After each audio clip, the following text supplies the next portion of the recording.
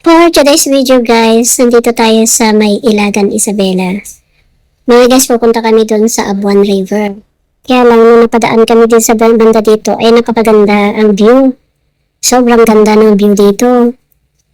Tapos yung mga kasama din namin, yung naka-van, na daanan namin sila na parang may binili yata. Kaya sabi ko dito muna tayo habang naghihintay na tayo sa kanila. Tara guys, ipasyal ko kayo dito sa may park ng Ilagan, Isabela. Ang laki ng pinagbago nito, napakaganda na ngayon. Nung bagong salpak ako dito sa Isabela, hindi ganito mga kaganda.